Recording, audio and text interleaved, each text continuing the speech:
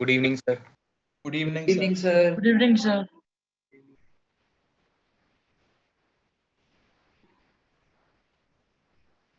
नंदिनी कह रहा हॉस्टल बना रहा है। Thank you.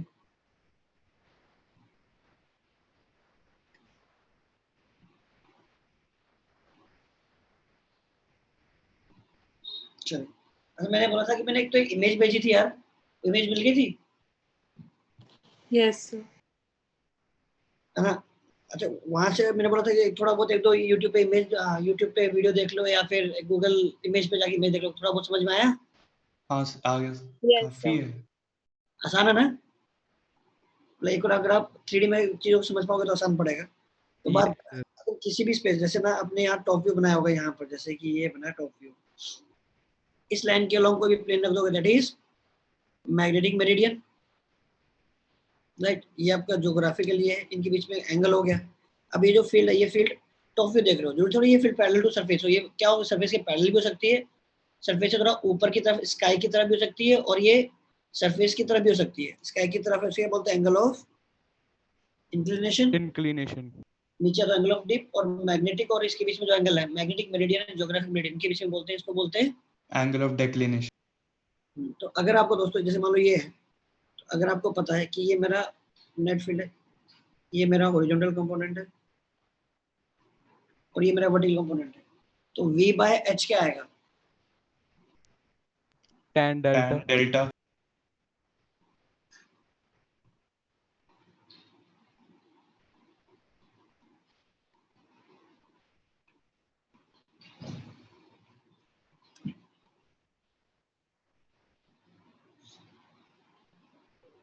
तो वैसे ओरिजिनल कंपोनेंट हो गया आपका B, और जो वर्टिकल हो गया B। तो अगर आपको एंगल ऑफ डिप निकालना हो तो directly V vertical upon horizontal, अगर आपको पता है,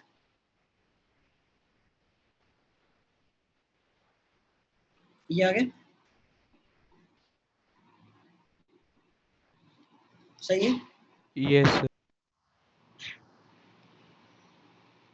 मान लो ऐसा, मान लो अगर मैं आपको एक क्वेश्चन देता हूँ,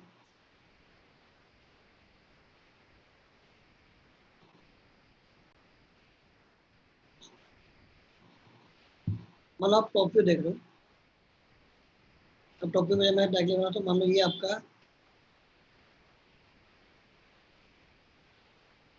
ये आपका मैग्नेटिक मेरिडियन मान लो, ये मैग्नेटिक मेरिडियन, और अपने मैग्नेटिक मेरिडियन से भी अपने थीटा एंगल पे क्या किया, एक कंपास लिया, कंपास को वर्टिकल पोजीशन में रख दिया, मतलब इस प्लेन में, ठीक है। अगर आप अपने कंपास को हॉरिजॉन्टल प्लेन में रखते तो नीडल कहाँ पॉइंट करती? ऊपर जाऊं, अगर मैं ऐसा रखता है अपने कंपास को, अगर ऐसा रखता हॉरिजॉन्टल प्लेन में, तो नीडल कहाँ पॉइंट करती? In the Field line direction के- ऑफ फील्ड। अब इसी को आपने क्या कर दिया, इसी को अगर आप वर्टिकल पोजीशन में कर दो, तो अगर वर्टिकल पोजीशन में कर दोगे, इसको वर्टिकल प्लेन में कर दो, अगर फील्ड हॉरिजॉन्टल है तो नीडल भी हॉरिजॉन्टल रहेगी, अगर फील्ड ऊपर है तो नीडल थोड़ा सा कहाँ चली जाएगी? deflect हो जाएगी horizontal. ऊपर की तरफ पॉइंट करेगी। अगर फील्ड नीचे की तरफ है तो कैसे पॉइंट करेगी? जैसे ये बनाया हुआ डायग्राम है ना, तो पहले तो आपने इसको रखा हॉरिजॉन्टल, तो नीडल ने जिधर भी पॉइंट किया आप उधर रख दे, उस वहीं रखे, और वहीं रख के आपने इसको क्या कर दिया, वर्टिकल प्लेन में ले गए। फील्ड अगर इस तरफ है तो इधर पॉइंट करेगा, फील्ड अगर ऊपर है तो ऊपर करेगा, और फील्ड अगर नीचे तो नीचे करेगा। तो मैंने क्या किया, कंपास लिया, तो कंपास को वर्टिकल प्लेन में रखा। अब बताओ, अगर हमने मैग्नेटिक मेरिडियन में रखा होता कंपास को, तो कंपास की नीडल कहाँ पॉइंट करती? अब ऑलरेडी फील्ड के अलोंग रखे हो, और जैसे वर्टिकल रखोगे तो नीडल जहां भी पॉइंट करती, ओरिजिनल से वो एंगल क्या होता है, ट्रू एंगल ऑफ डिप हो जाता। बट आपने कंपास को रखा हुआ इस प्लेन में, थीटा एंगल पे। Find apparent angle of dip, या find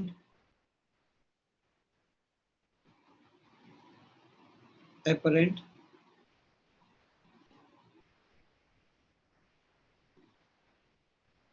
इन प्लेन ए।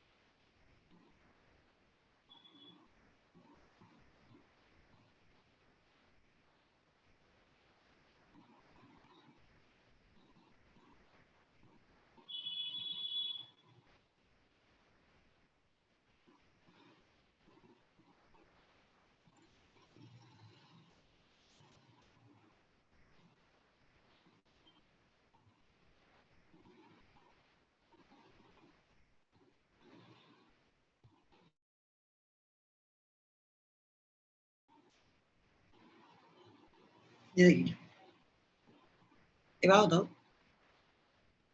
ऐसे मान सकते हो यहाँ क्या है ओरिजिनल कंपोनेंट और यहाँ क्या है वर्टिकल कंपोनेंट, राइट? तो पूरे स्पेस में मान सकते हो, पूरे स्पेस में जो फील्ड बनी हुई है वो फील्ड क्या है? मान लो कि उस पूरे स्पेस में फील्ड क्या है, एक तो हॉरिजॉन्टल कंपोनेंट है और एक वर्टिकल कंपोनेंट है। अगर आप टॉप व्यू देखोगे, आवाज आ रही है ना? Yes sir. मान लो कोई भी आपने रीजन लिया टॉप व्यू, आपने टॉप व्यू में क्या देखा कि देखो टॉप व्यू में क्या दिखा देगा, एक तो आपको मान लो ये हॉरिजॉन्टल कंपोनेंट, अब हॉरिजॉन्टल कंपोनेंट हमेशा कहाँ होगा? मैग्नेटिक मेरिडियन के लॉन्ग होगा, नहीं होगा यार? जब मेरी जो फील्ड है वो मैग्नेटिक मेरिडियन का मतलब क्या है कि जो मेरी निडल है वो उस प्लेन के लॉन्ग है। तो अगर आप टॉप व्यू देखोगे तो मान लो टॉप व्यू में आपको मान लो ये दिखाई दे रहा है, ये आपका एच है सारा। Sir tan inverse of tan delta secant theta.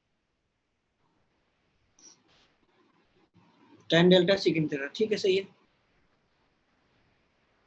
मान लो ये क्या रिप्रेजेंट करता है आपका एच, और उसी स्पेस में आपकी जो फील्ड है ये क्या रिप्रेजेंट कर रहा है?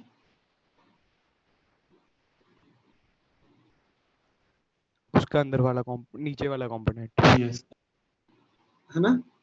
Yes sir. तब किसी पॉइंट पे बैठ के देखोगे, सपोज आप यहाँ बैठ के देखें, तब क्या दिखेगा कि ये इधर इधर तो क्या जा रहा है हॉरिजॉन्टल कंपोनेंट, और नीचे की तरफ क्या जा रहा है आपका वर्टिकल कंपोनेंट। क्लियर है? यस और ये जो भी ये लाइन है, ये सारी जो पैरल लाइन है, ये क्या रिप्रेजेंट करती है? Magnetic meridian. तो अगर आप इसको अगर आप इसको साइड से देखोगे, टॉपिक को अगर आप इसको साइड से देखोगे तो वो क्या दिखाई देगा? ऐसा प्लेन दिखाई देगा? ये जो लाइन है, ये लाइन है, एक्चुअली क्या है, इस लाइन से पास होने लगा है एक प्लेन है। जो रेड वाला है वो एच हो गया और जो ग्रीन वाला है वो वी हो गया। अब आपने जो अपना जो प्लेन रखा है वो प्लेन रखा है कैसे? ये भी थीटा एंगल पे। इस एंगल रख दिया। एक बात बताओ, वर्टिकल कंपोनेंट तो क्या रहेगा उस पे, अगर मैं नीडल को सस्पेंड करूं या कंपास को रखूं तो नीचे तो कितना लगता रहेगा उस पे, वी लगता रहेगा, वी लगता रहेगा, यस सर। नीचे तो उस पे वी लगता रहेगा, लेकिन यहाँ एच लग रहा था उसका एक कंपोनेंट लगे, तो इस पे इस डायरेक्शन में कितना फोर्स आएगा, एच का। Cos theta. इन दोनों का जो रिजल्टेंट होगा आपके जो निडल है वो एक्चुअली इसके रिजल्टेंट के अलोंग सेट होगी, यस सर। है कि नहीं, है ना। देखो जहाँ रखा गया निडल उस पे लग तो नहीं, क्रॉस तो नीचे लग रहा है, लेकिन इस वाले प्लेन के अलोंग सिर्फ एच की बजाय एच का cos थीटा ही इफेक्टिव आएगा। अब जो अब जब हॉरिजॉन्टल से जो एंगल बनाओगे that will be v upon h का, v अपॉन h क्या है, tan डेल्टा। अच्छा लॉजिकली समझ में आ रहा है। देखो v तो सेम है लेकिन h कम हो गया है, तो जो ये जो ब्लू वाला है, ब्लू वाला क्या है, इस एक्चुअल वाले b से थोड़ा सा और नीचे की तरफ जाएगा, नहीं जाएगा ऐसे, यस सर, हाँ। Yes sir. तो एंगल ऑफ dip आपका बढ़ गया है कम हो गया, बढ़ गया सर। बढ़ गया। बढ़ गया, समझ आ रहा है। सर इसमें बस ये नहीं समझ में आया वर्टिकल वाला कैसे सेम रह रहा है और हॉरिजॉन्टल में कंपोनेंट क्यों लिया हमने। एक बात बताओ, अगर मैं फील्ड को एंगल पे सोचो, मतलब फील्ड को सोचो कि यहाँ पर दो फील्ड एग्जिस्ट करती है, एक हॉरिजॉन्टल करती है पूरे रीजन में, क्या है, एक पैरेलल टू सरफेस फील्ड है और एक परपेंडिकुलर टू सरफेस फील्ड है, राइट। अब कंपास को मैंने इस प्लेन में रखा है, ये कंपास क्या है, हॉरिजॉन्टल हॉरिजॉन्टल रखा हुआ है, वर्टिकल पोजीशन में रखा हुआ है। कंपास को मैंने प्लेन ए में रखा हुआ, प्लेन ए मतलब इस वाले प्लेन में रखा हुआ ना यार, प्लेन ए में हॉरिजॉन्टली रख। हॉरिजॉन्टल कहाँ दोस्त, वर्टिकल रखा हुआ है ना। हाँ अगर ठीक है सर, हॉरिजॉन्टल रख दिया तो फिर प्लेन ए कैसे बना, फिर तो वो क्या हो गया, पैरेलल टू ग्राउंड हो गया ना यार, यस सर, हाँ ठीक है। उसको ऐसे वर्टिकल पोजीशन में रखा हुआ है। तो जैसे जब उसको वर्टिकल पोजीशन में रखा हुआ है तो नीचे की तरफ तो अभी भी कितना लग रहा है, व्हील। तो वी है, अलग अलग अलग से होता है ना कि इंडिपेंडेंट फील्ड है, वी लग रहा है नीचे की तरफ, है ना, और रेड वाले के अलोंग लग रहा था एच। अब जो फील्ड लग रही है एच के अलोंग, अगर आप किसी और डायरेक्शन रखोगे तो एच का इधर कंपोनेंट कितना आएगा। ये बात हो, अगर मैंने कंपास को एच इसी मैग्नेटिक मीडियन में ही रख दिया होता तो क्या होता, तो पूरा पूरा एच फोर्स लगता है उस पर हॉरिजॉन्टल, पूरा पूरा वी फोर्स लगता है उस पर वर्टिकल, तो कहाँ पॉइंट करता वो एक्चुअल बी की तरफ पॉइंट करता। Yes sir. बट अगर मैंने एच से किसी एंगल रख दिया तो एच का कुछ पार्ट ही है जो क्या लगेगा, हॉरिजॉन्टल।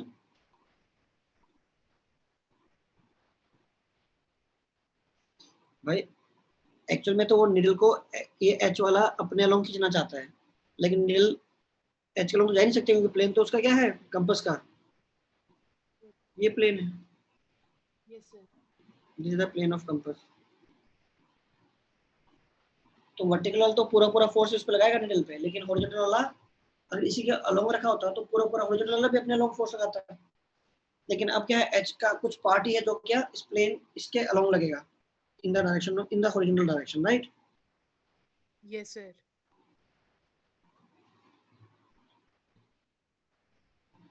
या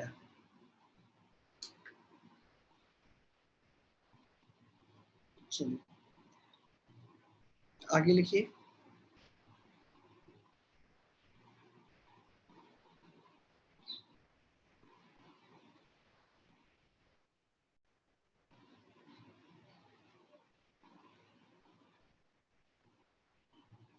मैग्नेटिक मटेरियल्स,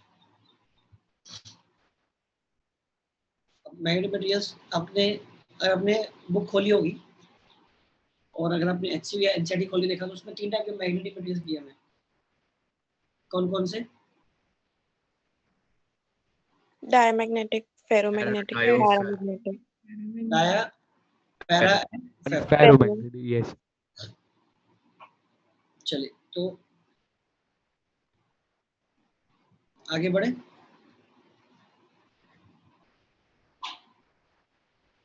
यस सर। चलिए सर ये आपने पढ़ने को कहा था ये डाया पैरा और फेरो। नहीं मैं बोला कि अगर आपने बुक को खोली तो उसमें दिख जाता है कहने हाँ के सर, मैंने वैसे देखा ही था, पढ़ा नहीं हुआ ये। हाँ लिखिए some basic definitions.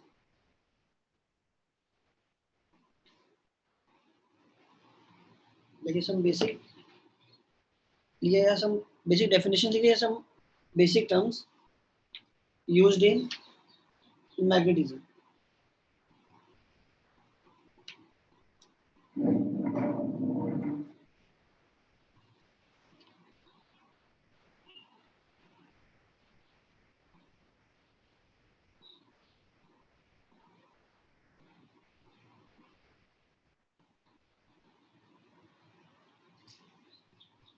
Some terms used in magnetism.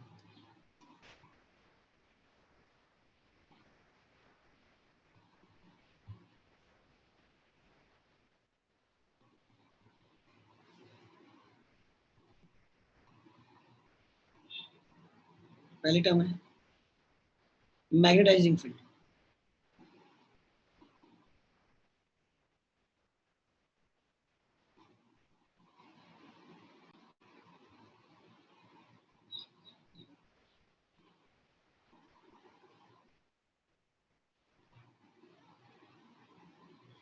H ऐसे सोचो कोई भी वायर है उसमें जा रहा है करंट आई, तो वो क्या करेगा, वो ना एक फील्ड प्रोड्यूस करेगा, ठीक है। प्लस वो अपने जाता है एक फील्ड प्रोड्यूस करेगा। अब इसको ऐसे सोचना, आपने एक फॉर्मूला निकाला होगा किसकी वजह से आर दूरी पर जो फील्ड आती है वो फील्ड क्या आती है? Mu naught I by 2 pi R. Yes. Yes sir.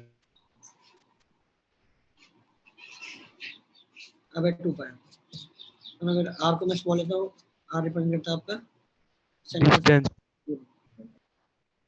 ये बी है। बी का मतलब क्या है? This is the final intensity of, this is the final magnetic induction बोलते हैं इंटेंसिटी ऑफ मैग्नेटिक फील्ड। मतलब बेसिकली इसने जो प्रोड्यूस किया ना, वो प्रोड्यूस इसने कुछ और किया है, पर जब वो स्पेस में प्रोपेगेट होगा तो जो आपको दिखाई देगा वो आपको ये दिखाई देता है, बेस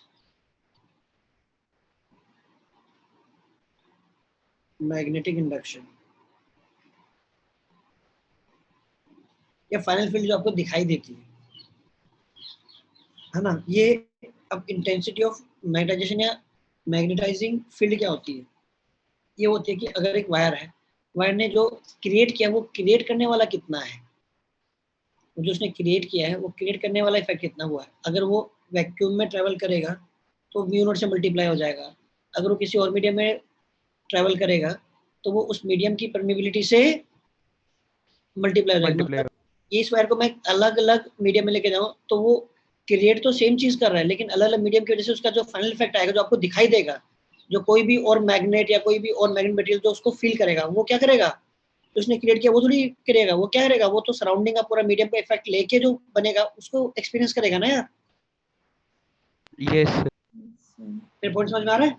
यस इस वायर में करंट भेजा, हम तो ये देखो मैंने इस वायर में करंट भेजा, अब ये जो वायर जो क्रिएट कर रहा है, अब वो चाहे आपने वैक्यूम में किया, चाहे आपने वो एयर में किया, चाहे आप किसी और मीडियम में किया, जो क्रिएट किया वो तो उसने क्या किया, सेम किया, लेकिन अलग अलग सराउंडिंग की वजह से उसका जो फाइनल इफेक्ट जो आपको दिखाई देगा स्पेस में, वो क्या दिखाई देगा, अलग अलग। जैसे वैक्यूम है तो म्यू नॉट से मल्टीप्लाई हो गया, अगर किसी मीडियम है तो म्यू नॉट के साथ साथ क्या करेगा, उस मीडियम की परमिबिलिटी से भी तो क्या होगा, Multiple.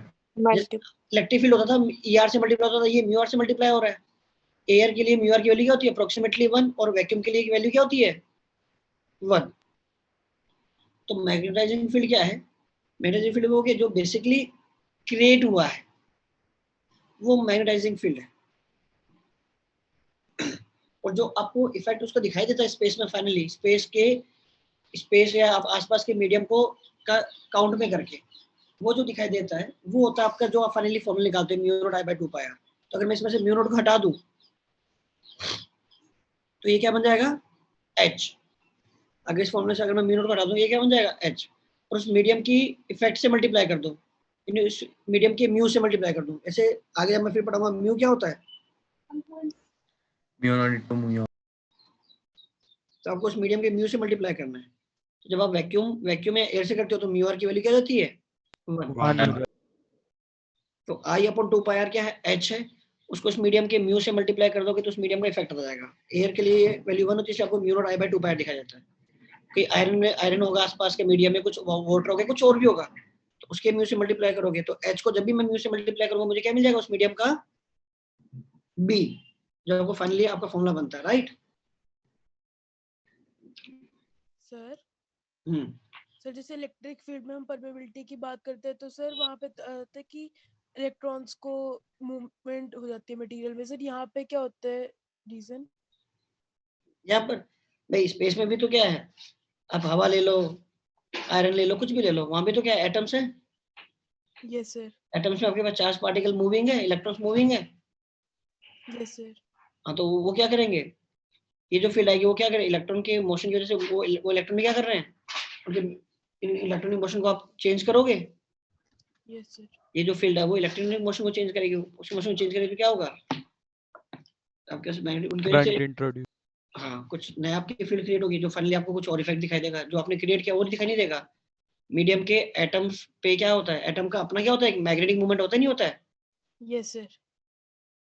ना, इलेक्ट्रॉन घूम भी रहा होता है और इलेक्ट्रॉन स्पिन भी कर रहा होता है, वो अपनी मैग्नेटिक फील्ड क्रिएट करता है। अगर आपके पास कोई भी मटेरियल जिसमें क्या है सारे पेयर्ड है, तो एक दूसरे का स्पिन और ऑर्बिट ऑपोजिट होता है, तो कोई नेट मैग्नेटिक फील्ड प्रोड्यूस नहीं कर रहे हैं। लेकिन अगर अनपेयर्ड है तो अनपेयर्ड है ना, जो मैग्नेटिक बिहेवियर शो करते हैं, केमिस्ट्री में Yes, थोड़ा sir. पढ़ा होगा यस सर Yes. हाँ, पैरामैग्नेट तो ये जो एक्सटर्नल फील्ड जो आपने लगाई है एच, वो आसपास के मीडियम को क्या करती है, उन मीडियम के मैग्नेटिक जो आप एटम्स क्रिएट कर रहे हैं उनकी मैग्नेटिक फील्ड को चेंज करती है। इसकी वजह से आपको सराउंडिंग में जो नेट फील्ड दिखाई देती है वो डिफरेंट दिखाई देती है। आहो यस सर समझ। चलिए, तो अब देखिए तो मैग्नेटाइजिंग फील्ड क्या जो आपने एक्चुअली क्रिएट किया वो मैग्नेटाइजिंग फील्ड है। फिर क्या आता है, मैग्नेटिक इंडक्शन, जो हम ऊपर बात कर रहे थे।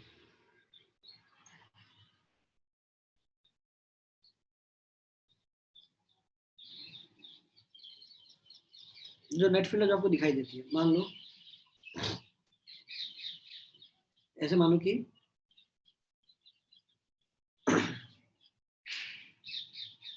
ये कोई मैग्नेटिक फील्ड है,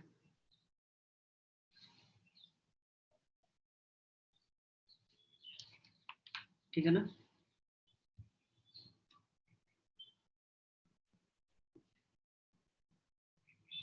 मान लो आपने इस पे कोई एक मैग्नेट रख दिया, ये साउथ है ये नॉर्थ है, ये खुद क्या करेगा, अपनी फील्ड क्रिएट करेगा। मैग्नेटिक फील्ड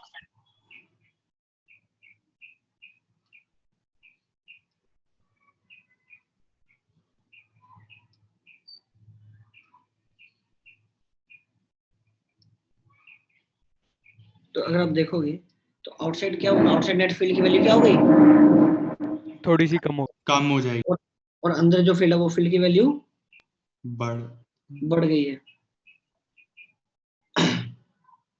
ठीक है ना। तो भैया बेसिकली क्या है, आपकी जितनी ज्यादा फील्ड लाइंस किसी क्रॉस सेक्शनल एरिया को क्रॉस कर रही होंगी, आप बोलोगे वहां पर मैग्नेटिक इंडक्शन उतना ही ज्यादा है। और जहां अगर मैं अब एक्चुअली अब मैं इसका अगर मैं फील्ड लाइंस का डायग्राम बनाऊं तो मुझे समझ आ रहा है बाहर नंबर ऑफ फील्ड लाइंस क्या हो जानी चाहिए, कम हो जानी चाहिए, बाहर नंबर ऑफ फील्ड लाइंस कम हो जानी, और अंदर फील्ड ऑफ लाइंस बढ़ जानी चाहिए।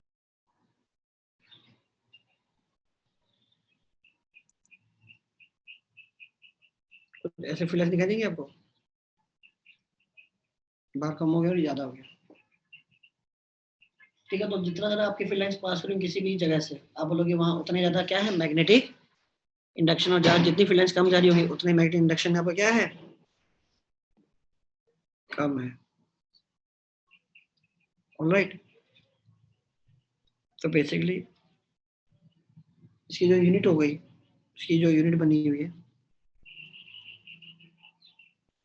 जितना ज्यादा फ्लक्स पास हो रहा है पर यूनिट एरिया ये बेसिकली ये क्या है आपके पास, टेस्ला के बराबर जो आप बोलते हो ना कि आपके जो आप जो बी लिखते हो, बी की यूनिट ऑफ टेस्ला लिखते हो, टेस्ला क्या है? इसी पे तो है, जितनी ज्यादा field lines per unit area होगा उतना ज्यादा आपका क्या है? फ्लक्स है। तो फ्लक्स पर यूनिट एरिया ये आपका मैग्नेटिक इंडक्शन है। ऐसे सोचो यार, अगर आपने कोई फील्ड लगाई, आपने लगाया H, ठीक है, आपने लगाया क्या? H लगाया, और यहाँ पर आपने कोई मान लो मैग्नेटिक मटेरियल रख दिया, आयरन रोड रख दी, तो हुआ क्या? आयरन रोड की खास बात क्या है कि आयरन रोड क्या हो जाती है? Magnetise magnetise. मतलब आयरन में क्या, आयरन में छोटे छोटे क्या है आपके पास? Ampere electrons electron. इलेक्ट्रॉन की वजह से क्या है? हर एटम का अपना क्या है? एक मैग्नेटिक मोमेंट है, यानी हर एटम एक छोटे छोटे टाइनी मैग्नेट की तरह बिहेव करना स्टार्ट कर।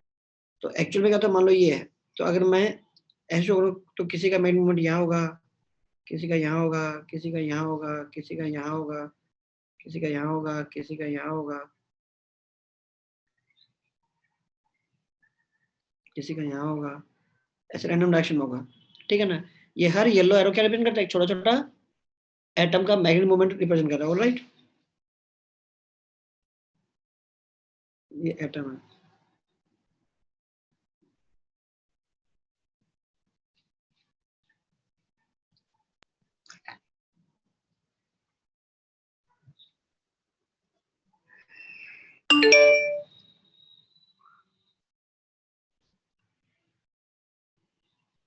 ऐसे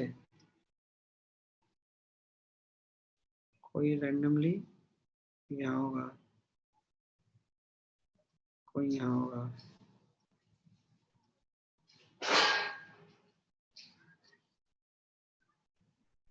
ऐसे होगा। तो अब लोग कोई नेट मैग्नेटिक मोमेंट आयरन के पास होता नहीं, लेकिन जैसे ही आप इसके थ्रू क्या पास कराते हो? Magnetic field. एच पास कराया आपने, है ना? मतलब मैग्नेटिक फील्ड पास कराया आपने, तो ये सारे जो येलो वाले हैं वो क्या हो जाएंगे? फील्ड के अलोंग क्या फील्ड क्या लगेगी? अब सोचो ना, आपने मैग्नेटिक डायपोल को अगर अपने फील्ड में रखा तो डायपोल क्या करते हैं? अपने आप को फील्ड के अलोंग अलाइन कर लेते हैं। अलाइन कर देंगे, है ना? अब ये देखो, पहले रैंडम थे तो कोई नेट, इनका कोई नेट मैग्नेटिक मूवमेंट नहीं था। अब क्या हुआ कि अब यह बोलो ये सारे मिलके कितना नेट फील्ड प्रोड्यूस कर रहे थे? 0, है ना? तो इसलिए अगर आप नॉर्मल आयरन लोगे तो आयरन थोड़ी अपने सराउंडिंग में फील्ड क्रिएट करता है, लेकिन जैसे हम इसके रखोगे सारे येलो क्या हो जाएंगे? अलाइन हो जाएंगे। Yes sir. अलाइन हो जाएंगे तो इसके थ्रू जो नेट फील्ड है वो क्या हो जाएगी? बढ़ जाएगी, बढ़ जाएगी। है ना? तो आपने लगाया H, लेकिन आपने एक्चुअल में जो फील्ड आई वो क्या आई? H तो आई, साथ साथ में क्या हुआ? इनके अलाइनमेंट की वजह से भी कुछ ना कुछ क्या आई? Extra field field. में तो आपको फाइनली क्या दिखाई देगा? H दिखाई देगा या येलो दिखाई देगा, या इन दोनों कॉम्बिनेशन दिखाई देगा स्पेस में? कॉम्बिनेशन। तो फाइनली आपको स्पेस में दिखाई देता है, that is basically tesla, that is basically B, है कि नहीं? तो और ये सारे अलाइन हो गए तो अंदर क्या हुई? फील्ड बढ़ गई आपकी, ये सारे अलाइन हो जाएंगे, ये एक मैग्नेट की तरह बिहेव करेगा, अंदर फील्ड बढ़ जाएगी। तो बोलोगे अंदर आपका बी बढ़ गया और बाहर आपका बी कम हो गया। कम हो गया। अच्छा, ये जितने ज्यादा अलाइन कर पाएंगे उसे क्या बोलेंगे? ये उतना ज्यादा क्या हो रहा है? मैग्नेटाइज हो रहा है। Yes sir. उतना ज्यादा रैंडम होंगे, अब बोलोगे वो उतना कम मैग्नेटाइज है या उतना ज्यादा डीमैग्नेटाइज हो रहा है ना? यस। हम तो अगर मैं इसका छोटा सा सेगमेंट उठा लूं, इसका छोटा सा वॉल्यूम उठाऊं, उस वॉल्यूम देखो कि कितना इसका नेट मैग्नेटिक मूवमेंट आ रहा है, तो magnetic movement per unit volume क्या बोल दिया जाएगा? मान लो मैंने जिसका छोटा सा क्यूब उठाया, ये जो है इसको मैंने मान लो 100 छोटे छोटे पार्ट में तोड़ लिया, और मैंने कोई भी एक छोटा सा एक पार्ट उठाया, और मान लो उस पार्ट में सारे रैंडम है, तो मैग्नेटाइजेशन कितना है इसका छोटे से पार्ट का? 0। तो अब क्या बोलोगे इसमें कितना कितना मैग्नेटाइजेशन है? 0। अब एक मेटल उठाया जिसमें क्या है कि थोड़े से अलाइन थे, बाकी रैंडम थे, और एक है जिसमें सारे अलाइंड है, तो जिसमें सारे अलाइंड है वो ज्यादा मैग्नेटाइज हुआ है कि नहीं? तो ये कि इंटेंसिटी ऑफ मैग्नेटाइजेशन क्या है?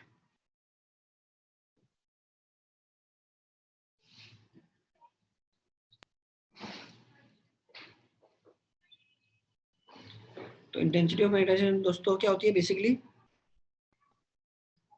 Magnetic field per unit area. नहीं, ये येलो वाला है, येलो वाले कितने अलाइन हो गए हैं? येलो वाले तो क्या बताते हैं? उस मटेरियल का अपना magnetic movement yes. Per unit volume.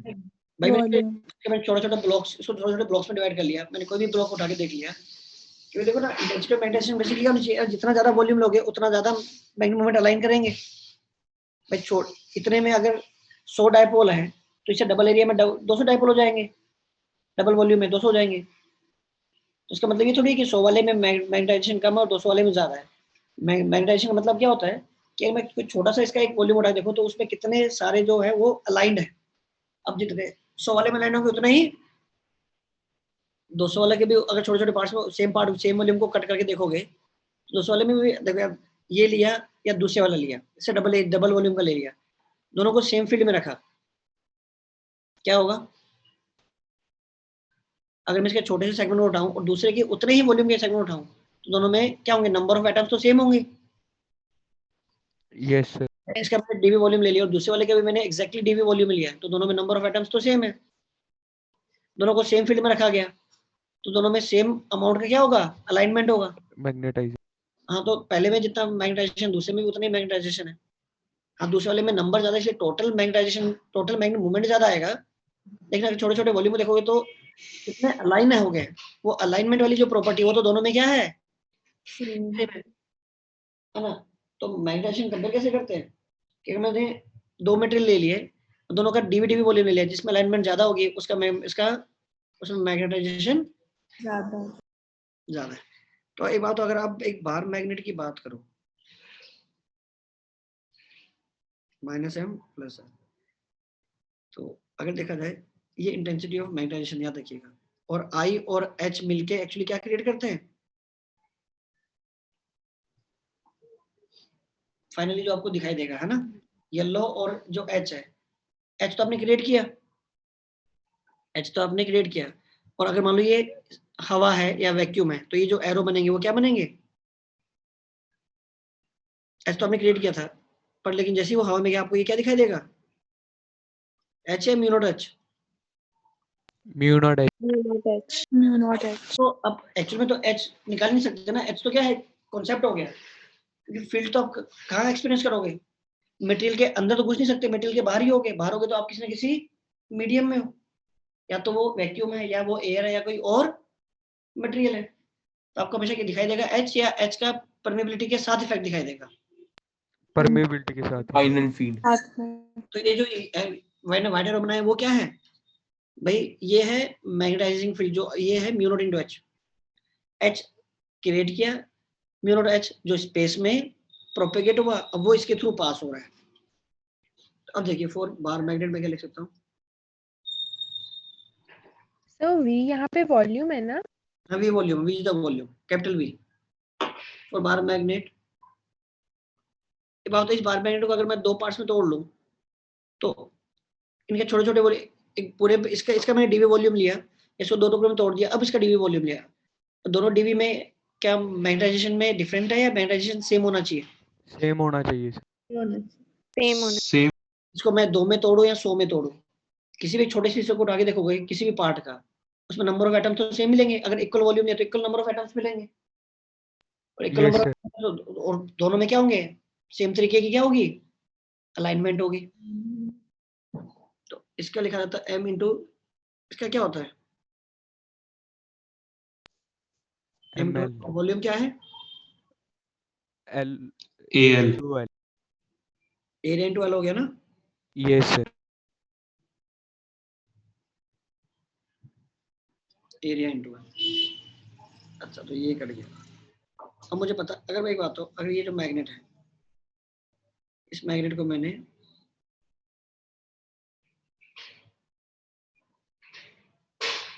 एक बार ऐसे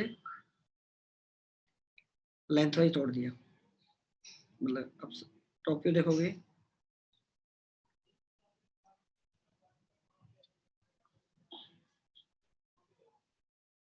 लेंथ आधी आधी कर दी,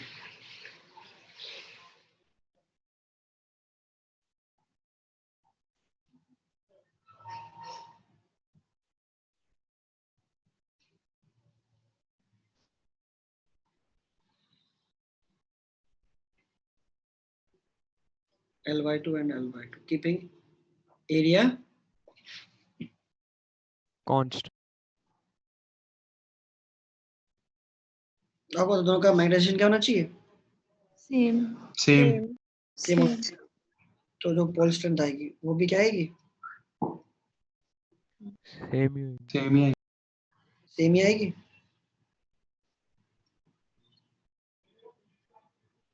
बट इसी को मैंने क्या किया, ऐसे तोड़ दिया कि एरिया मैंने हाफ कर दिया, इसको ऐसे ब्रेक कर दिया।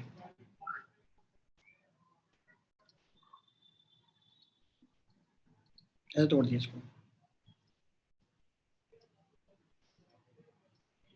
लेंथ तो इनकी क्या है, सेम, लेकिन एरिया क्या हो गया, A/2। और मुझे पता आई सेम रहना चाहिए। पोल स्ट्रेंथ भी क्या हो गई,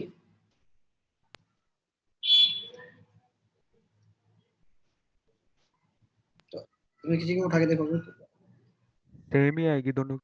दोनों की तो same. यस सर, आधी हो जाएगी। भाई एरिया आधा हो तो पोल स्ट्रेंथ भी क्या होनी चाहिए, आधी जानी चाहिए।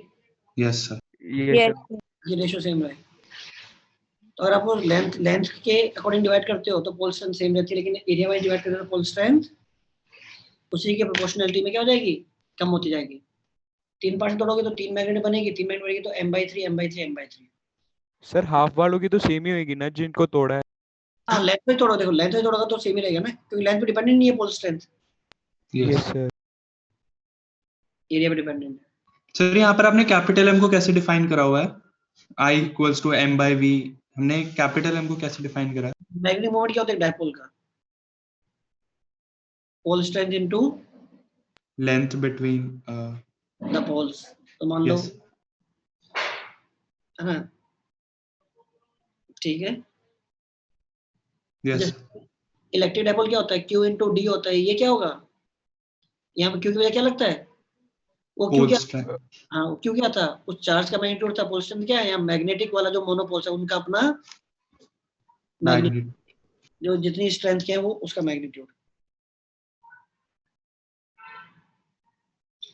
अब बताइए कि अगर मैं यहाँ कर दूंगा तो जो आपको एक्चुअल जो B दिखाई देगा, अगर मान लो ये सारे इसके अलोंग अलाइन करके, तो अंदर जो नेट इफेक्ट दिखाई देगा वो क्या होगा, दोनों का वेक्टर सम। एडिशन। हो जाएगा। और यस सर। अगर ये लो वाले इसके उल्टे अलाइन हो गए तो क्या हो जाएगा, अगेन है तो वेक्टर सम, लेकिन अभी मैग्नीट्यूड वाइज दोनों क्या हो जाएंगे, सब्ट्रैक्ट हो जाएगा। सब्ट्रैक्ट हो जाएंगे ना। Yes sir. तो जो नेट मैग्नेटिक फील्ड आती है वो क्या आती है, एक तो आपने म्यू नॉट H लगाया और एक आपने आई इफेक्ट क्रिएट किया, उसका भी क्या हो गया, तो जो क्रिएट हुआ वो तो क्या है, H या I। जब वो अपने सराउंडिंग में होगा तो क्या करेगा,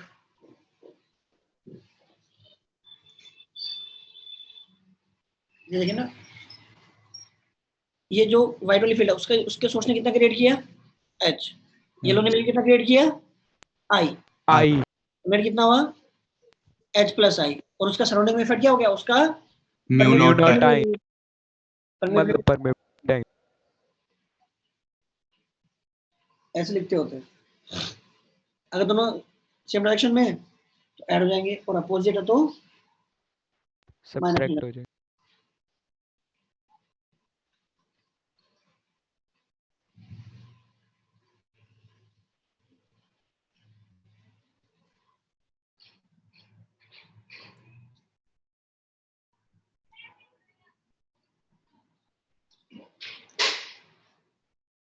अब थोड़ा ध्यान से देखें ना तो आपको अब समझ में आएगा कि जैसे आपने आयरन में से पास किया तो आयरन की है ना एक्चुअली सपोर्ट करते हैं, इसकी वजह से आपकी जो नेट फील्ड है वो क्या हो गई, बढ़ गई।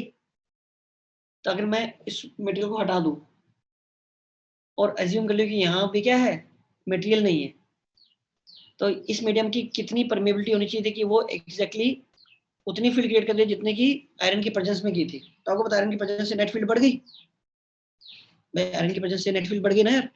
Yes sir. आयरन का अगर मैं इफेक्ट देखूं तो एक्चुअल में आपने क्रिएट किया H, लेकिन आयरन की वजह से जो स्पेस में फील्ड दिखाई देगी वो क्या दिखाई देगी, H से ज्यादा, थोड़ी सी आई। H से थोड़ी ज्यादा दिखाई देगी ना। Yes sir. Yes.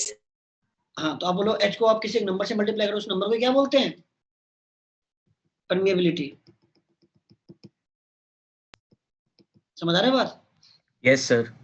है ना, Yes. कि की वजह से नेट फील्ड आपकी चेंज हो गई। तो अगर आपने H क्रिएट किया, अगर कोई मटेरियल नहीं होता तो H को मल्टीप्लाई करते वैक्यूम की परमेबिलिटी से, सिंपली म्यू नॉट से मल्टीप्लाई होता है।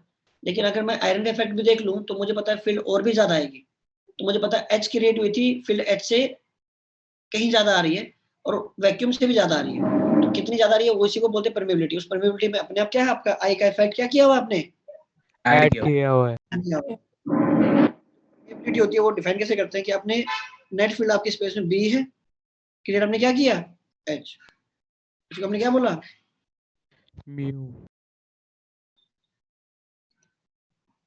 इसके मैंने देखो जैसे मैंने ये बनाया था या जैसे मैंने ये बनाया था, क्रिएट किया आपने एच, है ना, या बी को क्या करो, बी को परमेबिलिटी से डिवाइड कर दो, क्या बच गया आई अपॉन 2 पाई आर, क्या बचा एच, एच क्रिएट किया, स्पेस की परमेबिलिटी से मल्टीप्लाई कर दिया, स्पेस की परमेबिलिटी सिंपली क्या होती है म्यू नॉट होती है, नॉट मल्टीप्लाई आपने म्यू से किया, लेकिन म्यू म्यू खुद क्या है म्यू नॉट म्यू और की वैल्यू 1 है। तो क्रिएट किया आपने एच, दिखाई दिया आपको बी, तो जो क्रिएट किया उससे कुछ टाइम्स आपको ज्यादा दिखाई दे रहा है, जो रेशियो उसे बोलते हैं म्यू। अब यहीं से क्या है रिलेटिव आ जाएगा, relative permeability,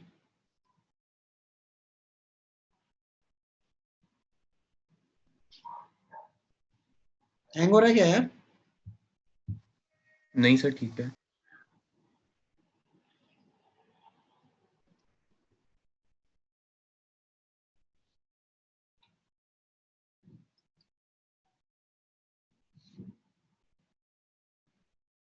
mu R,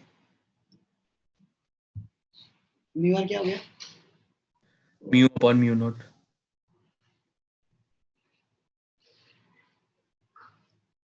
simply mu क्या था mu not into mu are.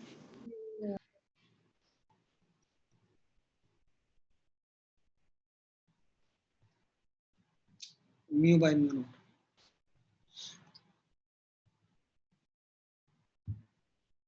ठीक है,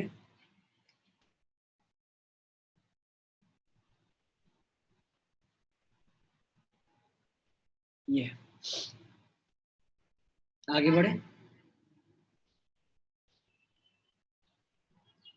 अब देखिए यहाँ थोड़ा सा ऊपर कर देगा स्क्रीन एक सामने, बस थैंक यू सर, लिख लिया सर।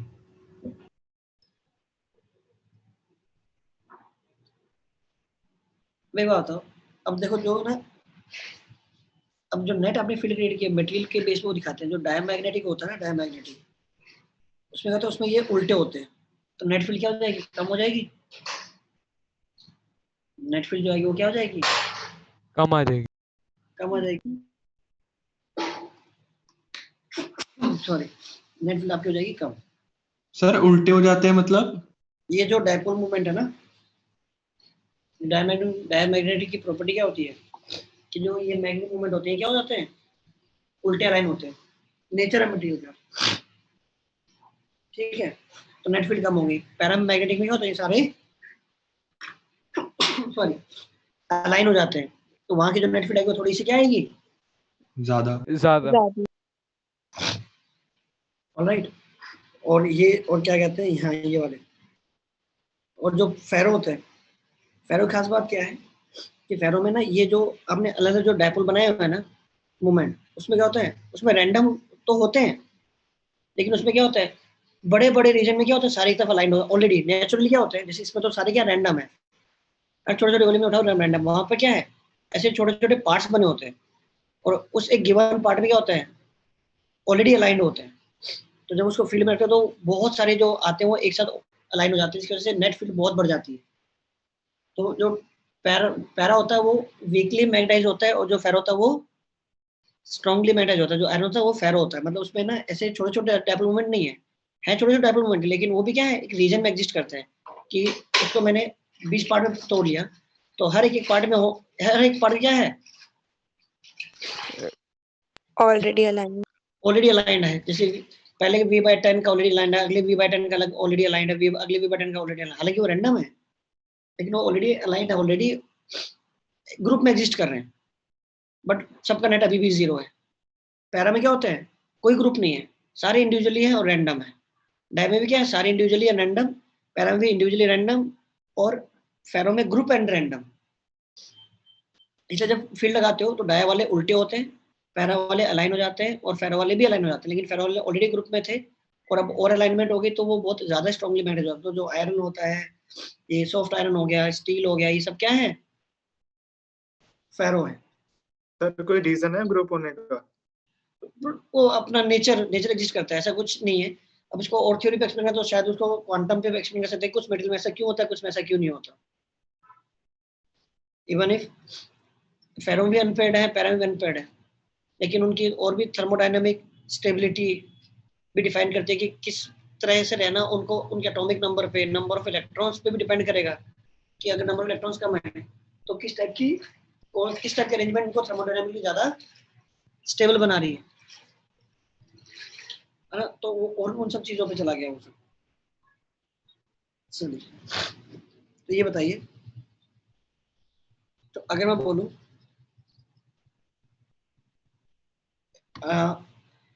और ये अगर मैं बात करूं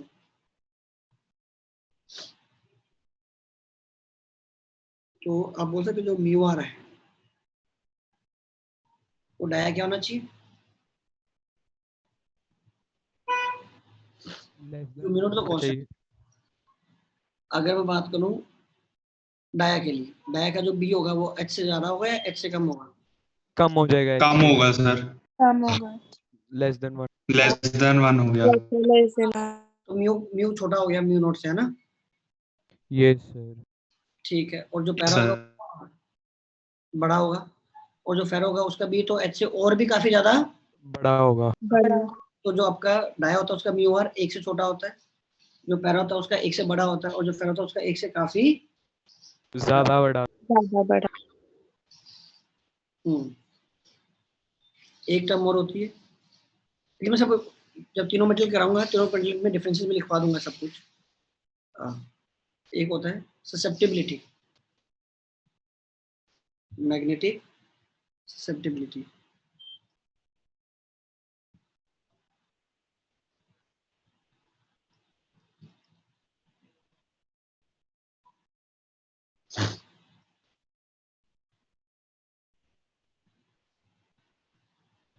मैग्नेटिक ससेप्टिबिलिटी,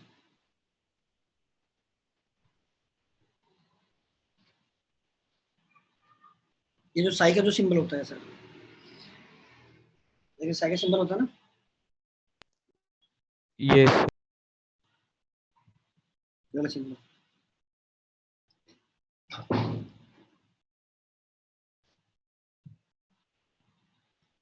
तो इसको कैसे डिफाइन करते हैं? इट इज डिफाइंड एज जो आपकी इंटेंसिटी ऑफ मैग्नेटाइजेशन है,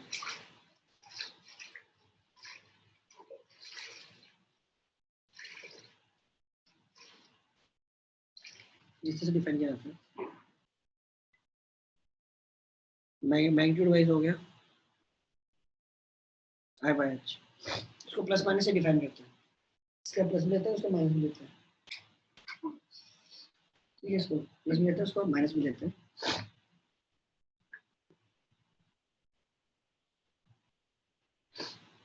ठीक है, इसका मतलब क्या हुआ, ससेप्टिबिलिटी का मतलब हुआ कि जो एक मटेरियल है वो कितनी आसानी से क्या हो रहा है, मैग्नेटाइज हो रहा है। तो जितना ज्यादा आसानी से मैग्नेटाइज होगा, देखो एक बात तो अगर आपने एच कम लगाया लेकिन आई फिर भी बहुत ज्यादा है, इसका मतलब क्या बहुत आसानी से मैग्नेटाइज हो हाँ, और हमने एच बहुत लगाया लेकिन आई बहुत कम आया तो वो इतनी आसानी से मैग्नेटाइज नहीं हो रहा है। होता है कि जो डाया होगा, डाया भी वीकली मैग्नेटाइज होता है और पैरा भी क्या होता है, वीकली मैग्नेटाइज। Weekly mag. हाँ, तो आई कम है एच ज्यादा है, तो पहली बात तो ये जो इसकी जो वैल्यू आएगी वो क्या आएगी, छोटी वैल्यू, लेस देन 1। इसकी छोटी वैल्यू आएगी, है ना, परफेक्ट है। यस। लेकिन डाया के लिए वैल्यू आएगी नेगेटिव साइन, क्योंकि आई उल्टा है एच के। Yes sir. यस सर, ये वैल्यू आएगी स्मॉल आएगी, और क्या आएगी, नेगेटिव।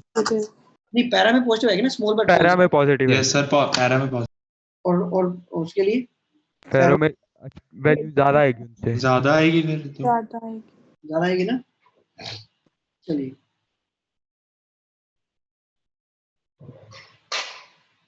डन, तो ये मैं लिखवा दूंगा।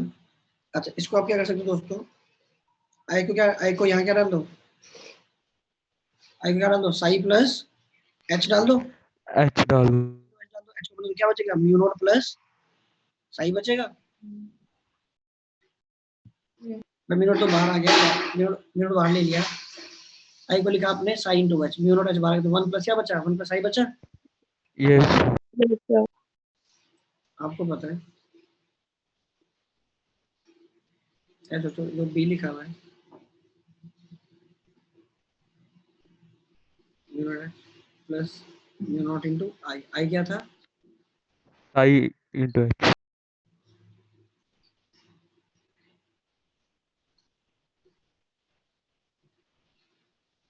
1 plus X M B by H क्या होता है, म्यू होता है, यस सर। और म्यू बाय म्यू नॉट क्या आ गया, 1 प्लस एक्स।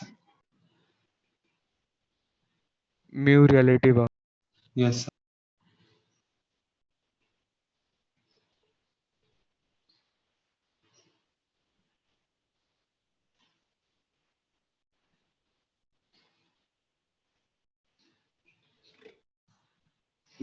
आपको देखो डायरेक्टली आपने बोला म्यू आर की वैल्यू 1 से छोटी होती है, तो अपने आप सही क्या आया, नेगेटिव। नेगेटिव पैरा के लिए 1 से थोड़ी सी बड़ी होती है, तो ये क्या है, पॉजिटिव तो है लेकिन छोटी वैल्यू, और फेरो के लिए वैल्यू बहुत बड़ी होती है, तो इसकी वैल्यू भी क्या है, पॉजिटिव एंड काफी ज्यादा आई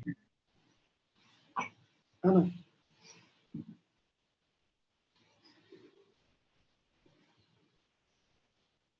चलिए आगे देखते हैं, होता क्या है कि जब भी आप एक मटेरियल है ना, मटेरियल में क्या एटम्स है, और एटम में इलेक्ट्रॉन, इलेक्ट्रॉन के पास 2 मोशन, एक ऑर्बिटल मोशन और एक स्पिन मोशन है। तो ऑर्बिटल मोशन है, अगर इलेक्ट्रॉन घूम रहा है तो इलेक्ट्रॉन से करंट पैदा कर, तो क्या हो रहा है, एटम का अपना क्या आएगा, एक मैग्नेटिक मूवमेंट आएगा, है ना। अब जिसमें पेयर्ड इलेक्ट्रॉन्स है वो तो क्या होंगे, उनके ऑर्बिटल मोशन अपोजिट होते हैं, नेट कैंसिल हो जाएंगे। अच्छा, एक उनका स्पिन भी होता है, स्पिन की वजह से भी क्या करेंगे वो मैग्नेटिक मैग्नेटिक। तो उनका मैग्नेटिक क्रिएट करें, मतलब क्या, एक तरह से वो मैग्नेटिक की तरह बिहेव कर रहा है, मैग्नेटिक की तरह बिहेव करता है, उसको मैं रिलेट कर सकता हूँ उसके अपने मैग्नेटिक मूवमेंट से। तो होता है कि आपके पास 2 टाइप के मैग्नेटिक मूवमेंट होते हैं, एक होता है आपके पास ऑर्बिटल और एक होता है आपके पास स्पिन, स्पिन ठीक है। चलिए अब होता है कि जो भी आपका जो नेट मैग्नेटिक मूवमेंट होता है उसमें जो मेजर कंट्रीब्यूशन होता है वो एक्चुअली किसका होता है, स्पिन का होता है, ऑर्बिटल मोशन है। इवन इफ आपके पास अनपेयर्ड है भी, तभी ऑर्बिटल मोशन की वजह से जो आपके पास मूवमेंट आएगा, मैग्नेटिक मूवमेंट या जो मैग्नेटिक फील्ड आएगी वो कम वीक होती है, स्पिन आपकी ज्यादा ज्यादा होती है। तो बेसिकली जब आप फील्ड लगाते हो तो फील्ड लगाने की वजह से क्या होता है, इनका ऑर्बिटल मोशन और ये सब क्या होता है, सब डिस्टॉर्ट हो जाते हैं, जिसकी वजह से आपके पास जैसे डाया भी है, डाया के पास भी क्या है, वो डिस्टॉर्ट होते हैं, डिस्टॉर्ट होने की वजह से क्या होता है, वो अलाइनमेंट चेंज होता है, तो आपके पास नेट मैग्नेटिक मूवमेंट आता है, कभी सपोर्ट करेगा कभी अपोज करेगा, इस टाइप से। तो इम्पोर्टेंट क्या है, रात याद रखना हमें,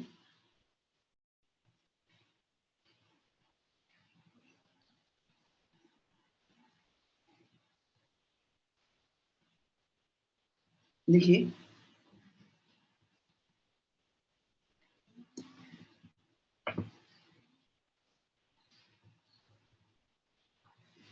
लिखिए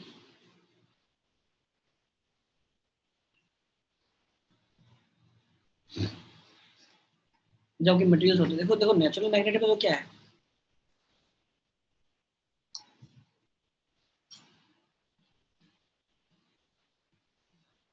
प्लस जो नेचुरल मैग्नेट में और बाकी मटेरियल में डिफरेंस क्या होता है, जैसे मैंने बताया जैसे फेरो है, फेरो में ग्रुप्स बने हुए हैं, बट वो रैंडमली ओरिएंटेड है। मैग्नेट में क्या होता है, ग्रुप्स तो बने होते हैं लेकिन क्या है, वो रैंडमली ओरिएंटेशन के बाद में नेट क्या बन जाता है, एक मैग्नेटिक मोमेंट बन जाता है, तो वो मैग्नेट की तरह क्या करते हैं, बिहेव करते हैं। लेकिन सब मटेरियल में ऐसा पॉसिबल नहीं है, सब नेचर की बात है, किसी में होगा किसी में नहीं होगा, है ना, वो नेचर डिसाइड करेगी किन किन में है किन किन में नहीं है। तो इसलिए हर मटेरियल आपका मैग्नेट नहीं होता है, और हर मटेरियल का ऐसा नहीं कि सबका बिहेवियर सेम होता है, अपने अपने नंबर ऑफ इलेक्ट्रॉन्स की वजह से पेयरिंग, अनपेयरिंग, स्पिन, ये सब डिसाइड करेंगे मटेरियल कैसे बिहेव करेगा।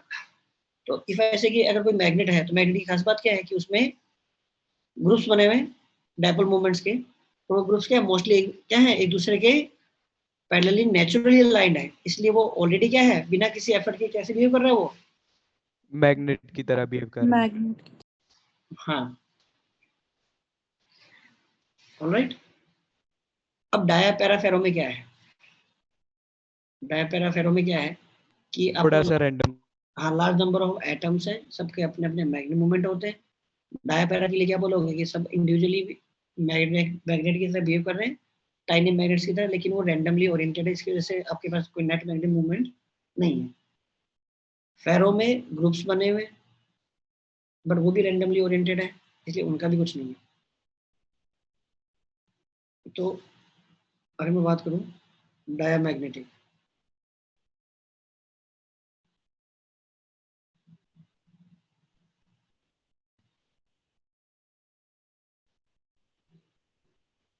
डायामैग्नेटिक,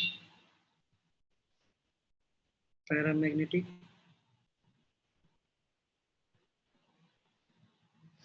ये क्या है, फेरोमैग्नेटिक।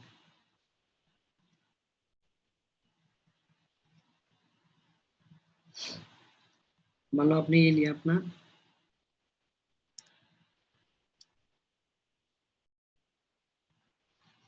मैग्नेट लिया, मैं मतलब सॉरी हमने मटेरियल लिया, इसमें भी रैंडमली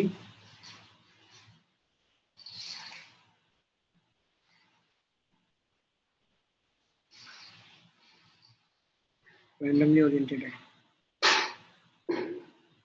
इसमें भी रैंडमली ओरिएंटेड है,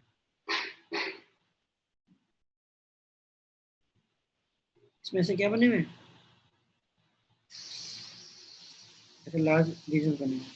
इसमें इस पूरे रीजन का बैंड मूवमेंट यहाँ है, इसका यहाँ है, इसका यहाँ है, इसका यहाँ है, इसका यहाँ है, इसका यहाँ है, इस तरह से रैंडमली बने हैं। तो इसमें सारे इंडिविजुअल की तरह बिहेव कर रहे हैं, इसमें ग्रुप की तरह बिहेव कर रहे हैं। ये जो एक ही जो पोर्शन है, जैसे ये इतना बड़ा बड़ा पूरा पूरा क्या है आपका, एक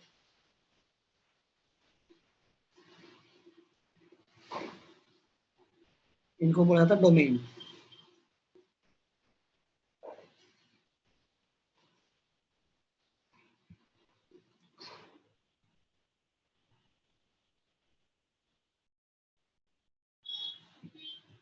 ठीक है, ये जो रीजन बने हुए हैं इनको बोला डोमेन। अब देखिए जब आप इन सबको मैग्नेटिक फील्ड में जब रखोगे, इनको एक्सटर्नल फील्ड में रखोगे आप,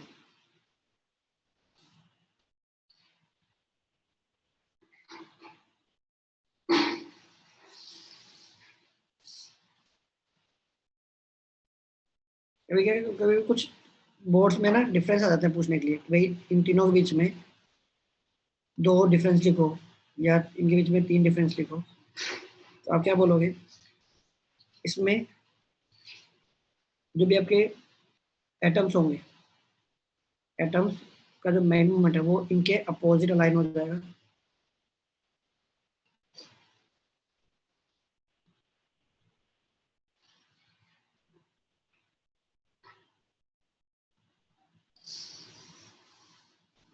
मैंने अभी टेढ़ा बेढ़ा क्यों दिखाया है, सब डिपेंड है फील्ड की स्ट्रेंथ कितनी है, जितनी ज्यादा फील्ड स्ट्रेंथ होगा उतना ज्यादा इनके बीच में अलाइनमेंट चालू हो जाएगा। मतलब मोस्टली क्या है, इनकी टेंडेंसी क्या होगी, फील्ड के अलोंग अलाइन होने की। और इसमें क्या होता है, इसमें क्या होता है, जो डोमेन्स फील्ड के अलोंग होते हैं वो डोमेन्स का साइज क्या हो जाता है। सर आपकी आवाज अभी मुझे आ नहीं रही थी, आप क्या बोल रहे थे पैरामैग्नेटिक के लिए? तो पैरा में क्या होंगे, मैं बोलूँ कि भाई ये अभी रैंडम फील्ड लगे तो ये रैंडम रहेंगे, सारे सारे अलाइन हो जाएंगे, जब अलाइनमेंट चालू हो गई है और जैसे जैसे फील्ड बढ़ाते जाओगे वैसे वैसे अलाइनमेंट और बढ़ती जाएगी, और एक टाइम के बाद आप इतनी स्ट्रॉन्ग फील्ड लगा दोगे सारे सारे अपने एटम्स की अलाइनमेंट क्या कर दी, इसके अलोंग कर दी। भाई तो इन शॉर्ट क्या है, लॉन्ग स्टोरी शॉर्ट करें तो जो डाया है उसके अलाइनमेंट अपोजिट है, जो पैरा उसके अलाइनमेंट अलोंग है। उसमें भी लॉजिक ही समझ आ रहा है भैया, ये थर्मल एनर्जी की वजह से अभी रैंडमली ओरिएंटेड है, यस और no? Yes, sir. Yes, sir. Yes, sir. जैसे जैसे फील्ड की स्ट्रेंथ बढ़ाओगे वैसे वैसे अलाइनमेंट बढ़ती जाएगी। Yes, sir. हाँ, तो ये इसके अलावा अलाइनमेंट में चालू हो गया, ठीक है।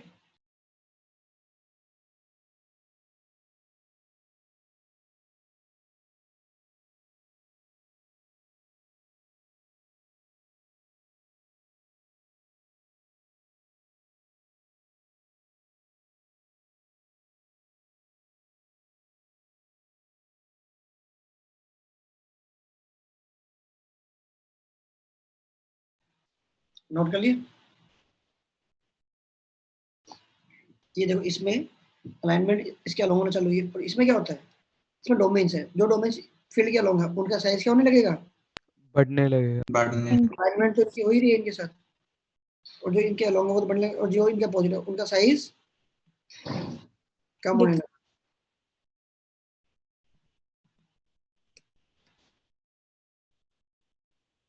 जो इनके अपोजिट है उनका साइज कम होने लगा, और जो इसके अलोंग है उनका साइज बढ़ने लगा। तो उसमें काफी ज्यादा आपको मैग्नेटाइजेशन दिखाई देगी।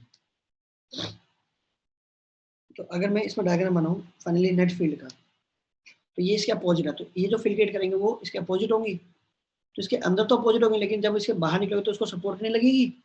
यस। Yes, sir. तो इसको Sure. जब इसको रखोगे, इस मटेरियल को रखते हो, तो होता क्या है, इसमें फील्ड लाइंस इसके थ्रू ज्यादा पास होंगी या कम पास होंगी पहले से, कम। और उसमें पहले से, ज्यादा। और इसमें बहुत ज्यादा पास होंगे उससे भी। Yes sir.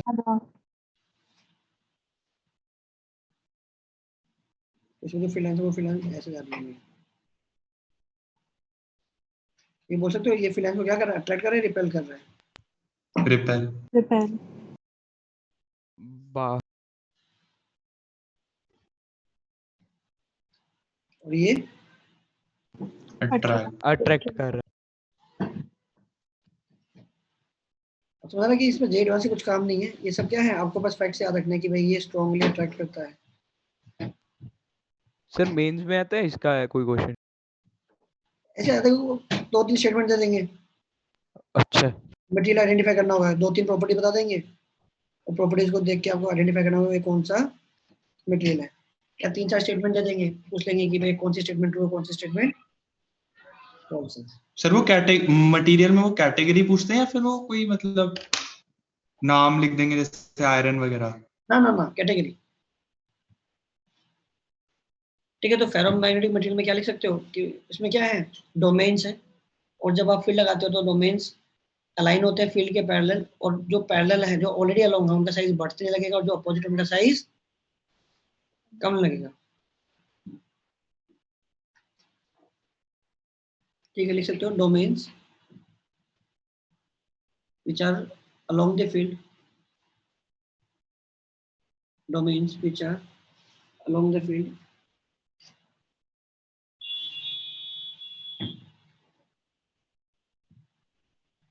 domains along the field, domains along the field will increase in size, and opposite domains will decrease in size.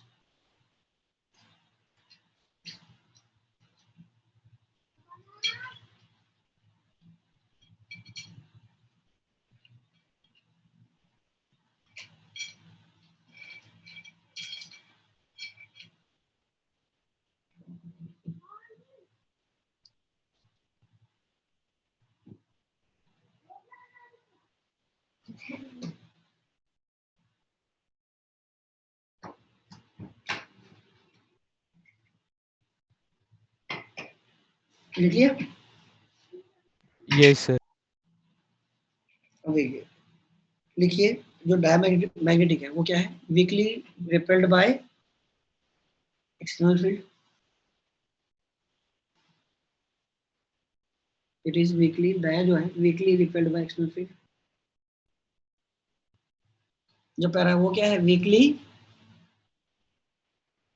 Attracted by, और ये क्या है, Strongly attracted. स्ट्रांगली। एक लिख देना आपने, weekly repelled, weekly attracted and weekly strongly attracted. इसकी susceptibility की बात की जाए और म्यू आर की बात की जाए, म्यू आर एक से कम है, एक से बड़ा है और इसका एक से काफी बड़ा है। ये क्या है? Small negative Less than 0. Small and positive.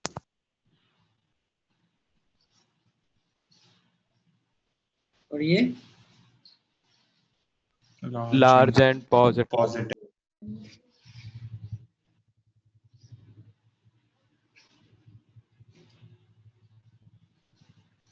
अब इसकी खास बात क्या है, अगर आप ऐसे फील्ड लगाओगे तो उसका काम क्या है, जहाँ फील्ड स्ट्रॉन्ग है ये क्या कर रहा है, स्ट्रॉन्ग फील्ड से क्या होगा, रिपेल होगा। ये तो जितने भी फील्ड स्ट्रॉन्ग होगी वो वहां से भागेगा, दूर जाएगा, वो स्ट्रॉन्ग फील्ड की तरफ नहीं जाना चाहेगा।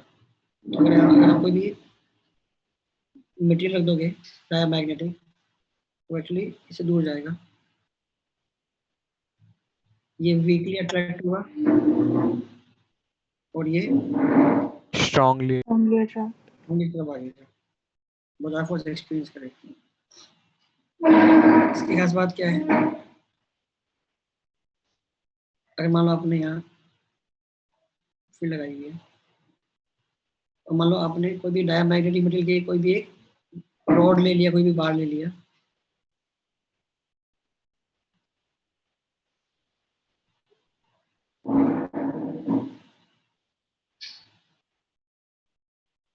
और उनको फ्रीली सस्पेंड कर दिया फील्ड में।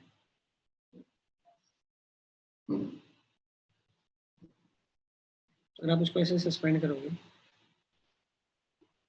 वो धागा लिया और तो ये क्या करता है, ये अपने आप को इसके ऐसे परपेंडिकुलर अलाइन करेगा। सर ये क्या लिया हमने? कोई भी डायमंड मटेरियल की आपने क्या ले लिया, एक बार ले लिया, एक रॉड ले ली, ओके सर। हमने उसको यहाँ से सस्पेंड किया। इस केस में क्या होगा, ये वाला जो होगा ये अपनी लॉन्गेस्ट जो एक्सिस होती है,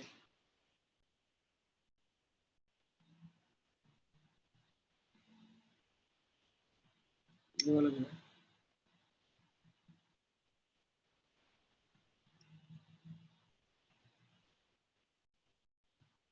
ये हो गया या फिर ये हो गया, ये अपनी लॉन्गेस्ट एक्सिस को लिख लीजिए।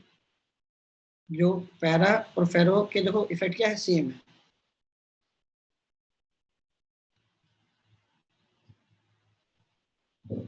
ठीक है ना, बस पैरा का वीक है और फेरो का स्ट्रॉन्ग होता है, बस इतना ही फर्क है। और डाया उसके अपोजिट है। तो जो डाया होगा वो अपनी लॉन्गेस्ट एक्सिस को इसके परपेंडिकुलर अलाइन करता है, पैरा और फेरो उसके अलोंग अलाइन कर देते हैं। फिर क्या, मान लो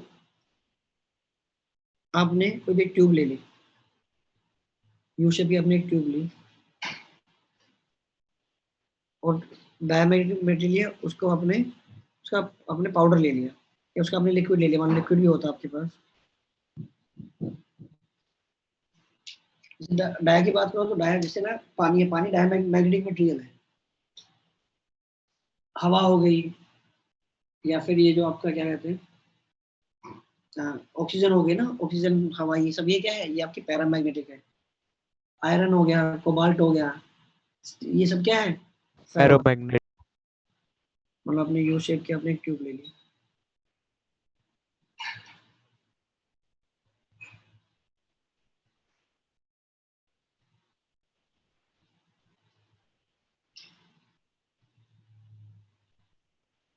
ठीक है, हमने ये ट्यूब ली है और इसमें आपने वो लिक्विड भर दिया, मैग्नेटिक लिक्विड भर दिया। तो मान लो यहाँ पे बनाया नॉर्थ और साउथ पोल,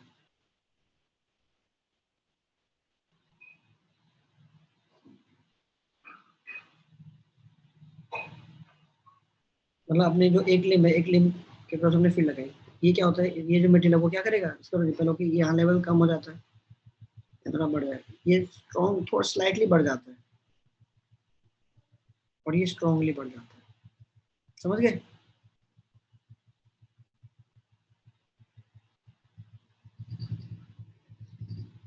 मतलब अगर कुछ नहीं होता तो दोनों लेवल बराबर होते क्या? Yes sir. Yes, sir. Yes. लिम में आपने लगाया है, वहाँ लेवल थोड़ा कम हो गया, इसमें जिसमें लिम में लगाया इसमें स्लाइटली बढ़ गया, इसमें स्लाइटली कम हो, इसमें स्लाइटली बढ़ा, इसमें स्ट्रांगली बढ़ गया।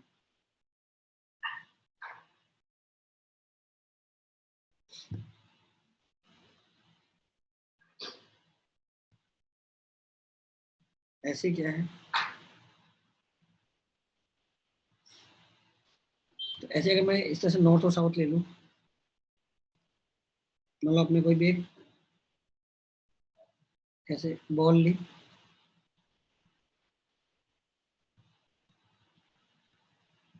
और अपने यहाँ मैं नॉर्थ पोल और साउथ पोल के बीच में से रख दिया,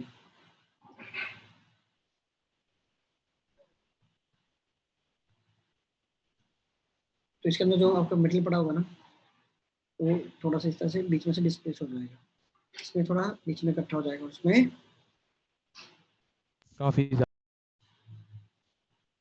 सर ये फैक्ट्स हैं सारे सर? हाँ ये सारे आपको याद रखने हैं।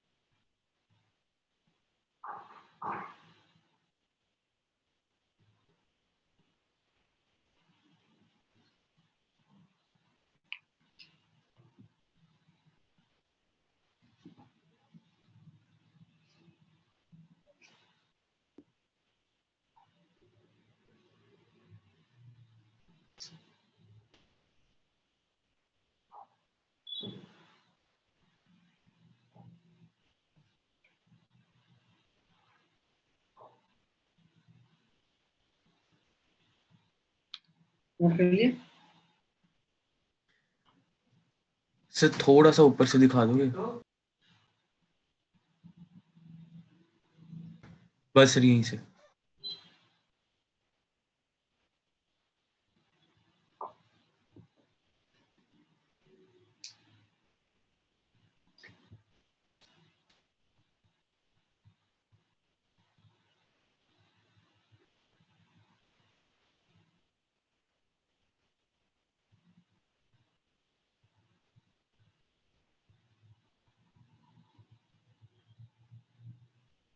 सर ये सेकंड लास्ट पॉइंट में हमने लिक्विड डाला है उसके अंदर, सब्सटेंस के अंदर। हाँ।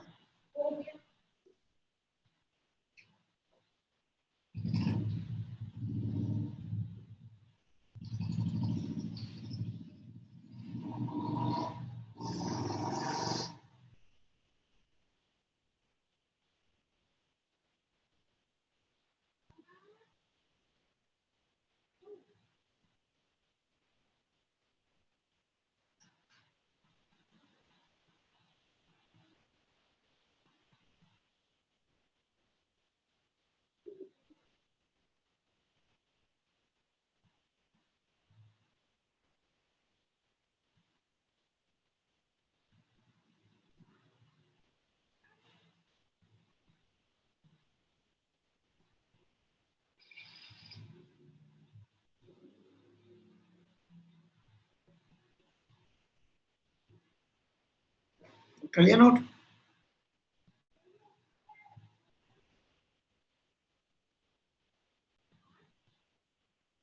Yes, sir.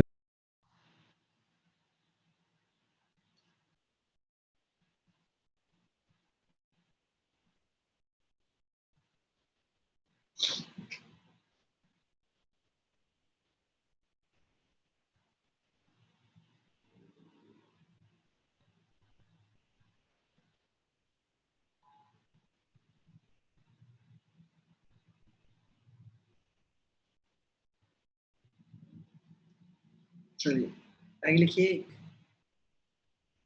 टर्म है क्यूरी टेम्परेचर।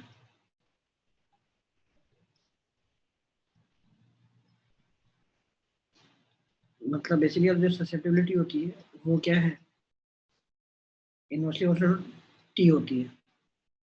जैसे आप टेम्परेचर बढ़ाओगे वैसे वैसे क्या होगी, ससेप्टिबिलिटी कम होती जाएगी। तो जैसे फेरोमैग्नेटिक मटेरियल है उसकी ससेप्टिबिलिटी ज़्यादा होती है, तो जैसे जैसे आप टेम्परेचर बढ़ाओगे उसकी ससेप्टिबिलिटी कम होती है। और एक ऐसा टेम्परेचर आता है, एक ऐसा क्रिटिकल टेम्परेचर आता है कि उससे ज़्यादा का टेम्परेचर बढ़ा दिया तो वो जो फेरो वो परमानेंटली क्या बन गया, फेरा कन्वर्ट हो गया। अब वो फर्दर कभी वापस से किसी भी तरीके से उसको ठंडा कर दो तो ना टेम्परेचर बढ़ा तो क्या हो रहा है, उनकी रैंडमनेस बढ़ रही है। Yes yes sir. रैंडमनेस बढ़ रही है तो क्या होता है, उनका जो पहले वो काफी हद तक अलाइन थे, फिर उनकी अलाइनमेंट कम हो गई, कम हो जाएगी। उनके अंदर जो मैग्नेटाइजेशन है वो कम होने लगा। तो एक टेम्परेचर ऐसा है कि वो अब इतने वो डिसऑर्डर हो गए, उस डिसऑर्डर हो गए, अब जिसकी वजह से क्या है, अब उसको ठंडा करोगे तो वापस उनमें वापस वो ऑर्डर रिगेन करना पॉसिबल नहीं होता है। मतलब एक और कोई चीज आपकी बन गई कि अगर आपने नोट किया, कई बार आप मैग्नेट को गर्म करते हो ना, उसको वो लूज कर जाता है अपनी मैग्नेटिक प्रॉपर्टीज।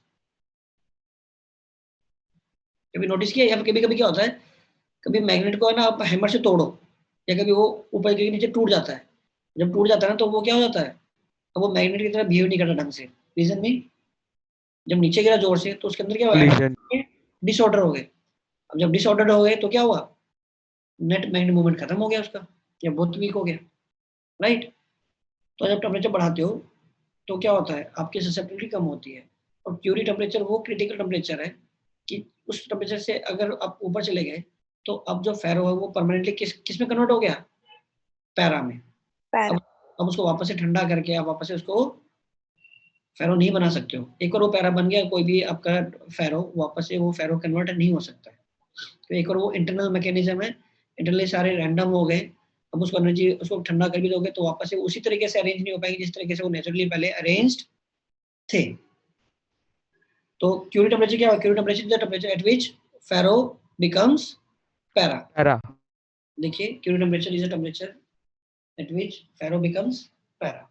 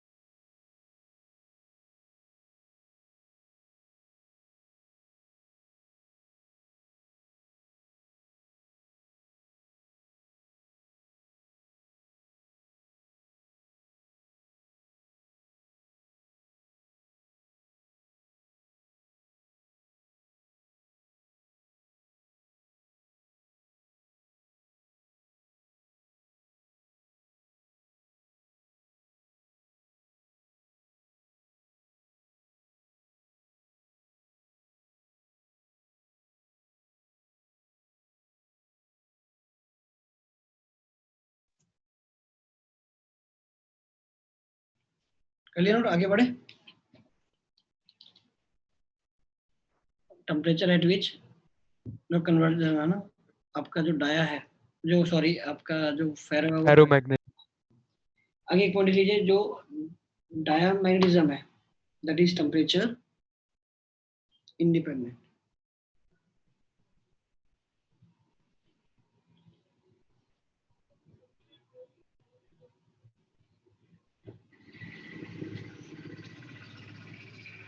सर अपनी लास्ट लाइन रिपीट करना एक बार। Diamagnetism is temperature independent.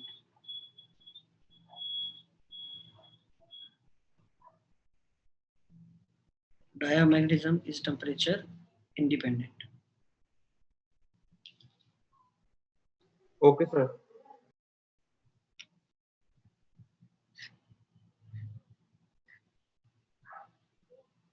ठीक है। अच्छा एक बात बताओ, अगर मैं तीनों मटेरियल की बात करूं तो आप ये बोल सकते हो जैसे पहले वाले में क्या है, रैंडम है, दूसरे वाले में रैंडम और तीसरे वाले में भी क्या है, रैंडम है लेकिन ग्रुप्स बने हुए हैं। अब डाया की खास बात क्या होती है, जब आप फील्ड लगाओगे तो अलाइनमेंट क्या होगी, अपोजिट हो जाएगी। तो एक बात बताओ, अगर मैं पैरा की भी अगर मैं बात करूं, पैरा में रैंडमली है, जो भी आपके मैग्नेटिक मूवमेंट होंगे वो अगर किसी भी एंगल पर है तो पक्के से वो रोटेट होकर कहाँ जाएंगे, in the direction of field. जो ऑलरेडी Yes, sir. जो ऑलरेडी इसके अलोंग है वो ऑलरेडी इसके अलोंग रहेंगे, लेकिन जो ऑलरेडी इसके अपोजिट है वो तो रोटेट हो नहीं पाएंगे, वो क्या रहेंगे, इसके ऑपोजिट रहेंगे। है ना। ऐसे ये जो है, ये जो डोमेन्स है जो इसके अलोंग है वो अलोंग रहेंगे, एंगल पे रोटेट हो जाएंगे, लेकिन जो एग्जैक्टली इसके अपोजिट है उनको आप रोटेट नहीं कर सकते ना। Yes sir. देखो अलोंग वाले और अपोजिट वाले रोटेट नहीं हो सकते, बाकी एंगल वाले सारे रोटेट होकर अलाइन हो जाएंगे। क्लियर है ये तो? Yes, sir. Yes, sir. मतलब क्या है, मैं चाहे पैरेलल ले लूं चाहे फेरो ले लूं, कुछ तो ऐसे मूवमेंट्स, कुछ तो ऐसे टाइनी मैग्नेट्स होंगे, कुछ तो ऐसे मूवमेंट्स होंगे जो क्या होंगे, फील्ड के ऑपोजिट। लार्ज नंबर है, लार्ज नंबर कुछ तो होंगे ना जो इसके अपोजिट होंगे। मतलब क्या है, जो और जो अपोजिट होना किसका बिहेवियर है, डाया का। डायामैग्नेटिक। ऐसे बोल सकते हो, ऐसे बोल सकते हो कि जो डायामैग्नेटिज्म है वो तीनों ही मटेरियल में, Present. एग्जिस्ट करता है। तो जो डायामैग्नेटिज्म है वो तीनों ही मटेरियल में एग्जिस्ट करता है। बट हाँ, अब कौन सी प्रॉपर्टी ओवरकम कर जाएगी डाया को, वो डिसाइड करेगी आपका मटेरियल फाइनली क्या है बने। कौन? तो लिख लीजिए, diamagnetism is present in all the materials. Diamagnetism is present in all the materials.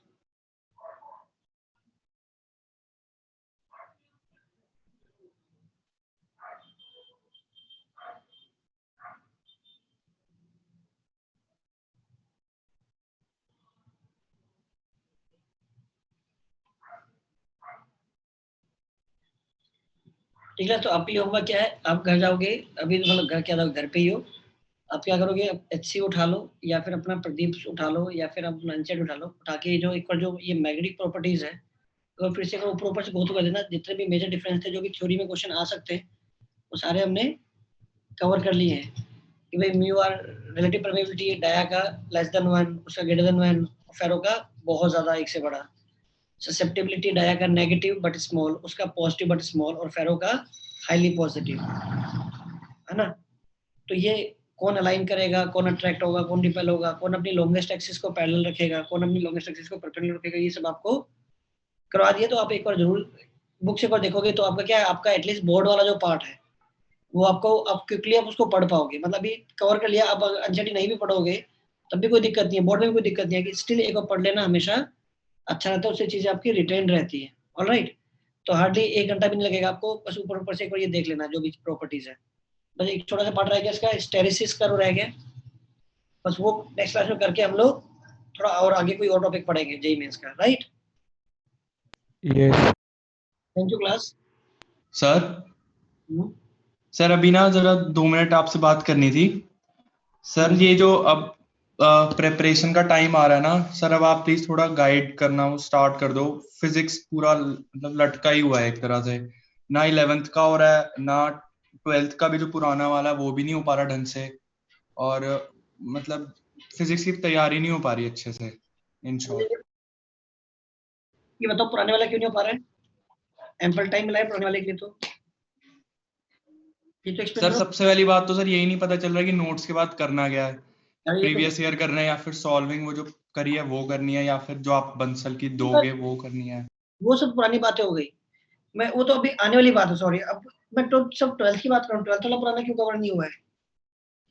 Sir मैं रिवीजन की बात कर रहा हूँ सर, मैं जो अब स्टार्ट करनी चाहिए क्योंकि 2 महीने है तो सिर्फ। अरे सनी जी वो सब ठीक है, लेकिन अभी तो बोला कि तुम्हारा 12th भी लटका हुआ है, तो मैं पहले 12th के ऊपर आ रहा हूँ, 12th की बात कर रहा हूँ। ये तो एक्सप्लेन, ये तो बताओ सर क्या, मैं समझा नहीं सर, मतलब क्या पूछ रहे हो आप। कि तुम्हारा 12th भी अटका हुआ है, लटका हुआ लटका पड़ा, तो मैं पूछ रहा हूँ 12th में क्यों चीजें लटकी हुई हैं। 11th का तो चलो मुझे समझ में आता है, सभी के साथ ऐसा होगा कि यार 11th बहुत पुराना हो गया, कहाँ से स्टार्ट करना है, कैसे स्टार्ट करना है, बहुत सारी दुविधाएं हैं। लेकिन 12th में क्यों चीजें पेंडिंग है, पुरानी चीजें?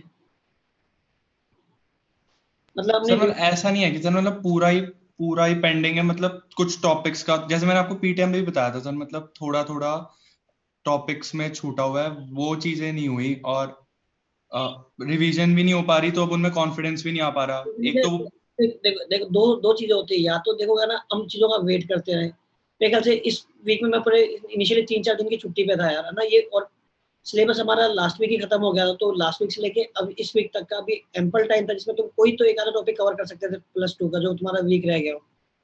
या अभी हम लोग सब जेईई मेंस के टॉपिक इसलिए पढ़ रहे हैं कि यार तुम लोग अपना पुराने वाला चीजें कवर कर लो, नहीं तो हम लोग अभी से रिवीजन चालू कर सकते थे, फिर तुम्हें टाइम नहीं मिलता है यार, पुरानी जो भी तुम्हारी पेंडिंग चीजें हैं, जो तुम्हारा मॉडर्न का जो सॉल्विंग करना उसका टाइम नहीं मिलता है, जो पुराने और कोई टॉपिक है। तो अभी जो टाइम था तुम उसको आराम से इन 4-5 दिनों को बहुत अच्छे से यूटिलाइज करके, है ना, आराम से अपना कोई भी जो तुम्हारा कोई भी एक सेगमेंट छूटा हुआ था, तो मेरे ख्याल से 3 से 4 दिन की सॉल्विंग है ना, इनफ सॉल्विंग होती है।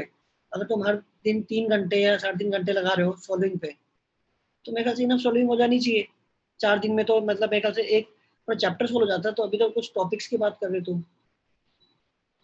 तो मेरे ख्याल से ना सबसे पहले तो ना प्लान करो, वेट मत करो यार, तो टाइम मिलता है ना उस टाइम को ना खर्च मत करो। मतलब ऐसा मत सोचो कि क्लास नहीं हो रही है तो हम वो सब्जेक्ट पढ़ेंगे नहीं, या फिर जब तक हमें कोई बताएगा नहीं कि हमें +1 में क्या करना है, आगे क्या करना है, तब तक करेंगे। तो बहुत हमारे लिए ऑब्वियस है ना कि जो चीज़ हम पढ़ चुके हैं एटलीस्ट 12th का, तो 12th में स्ट्रॉन्ग रखो। देखो +2 को वापस से बहुत अच्छे से रिवाइज करने का टाइम तुम्हें लोगों को नहीं मिलेगा।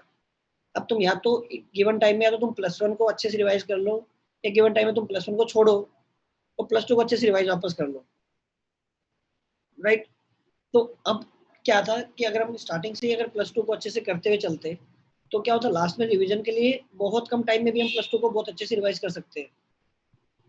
तो अभी भी स्टिल थोड़ा बहुत टाइम है, 1 हफ्ता और है। तो जो भी अपने देखो जो पुराने टॉपिक्स हैं जो +2 के, उनको एटलीस्ट उनकी क्लास नोट्स पढ़ के उनके कुछ नहीं तो HC1 में लगा लो, एक अच्छे से एक अच्छा बेस बन जाएगा कि भाई तुमने क्लास नोट्स पढ़ के तुमने उस चैप्टर की HC लगा दी, तो जो भी पूरे जो कॉन्सेप्ट है वो सारे ब्रशअप हो जाएंगे और ठीक ठाक लेवल पे वो चले जाएंगे, राइट। उसके बाद तुम जेईई में से पहले खूब सारे पेपर दोगे, पेपर के थ्रू डिस्कशन होगी +2 की, तो +2 की लर्निंग तो पेपर्स के थ्रू भी बहुत होती रहेगी।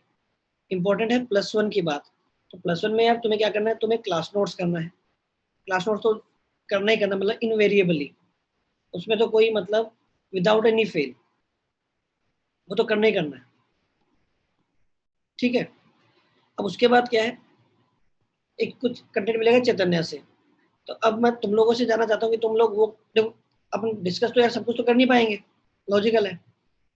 तो हमको एक कंटेंट फिक्स कर देते हैं कि उसका डिस्कशन तो डेफिनेटली हमारा क्लास में होगा ही होगा, मतलब उसी को हम हर बार डिस्कस करेंगे। अपार्ट फ्रॉम पेपर डिस्कशन, जो पेपर डिस्कशन होगा या कुछ पढ़ना होगा तो वो पढ़ लेंगे, प्लस उस कंटेंट की डिस्कशन। तो अगर आप बोलते हो बंसल शीट करना एक्सरसाइज 1 एक्सरसाइज 2 तो वो कर सकते हैं।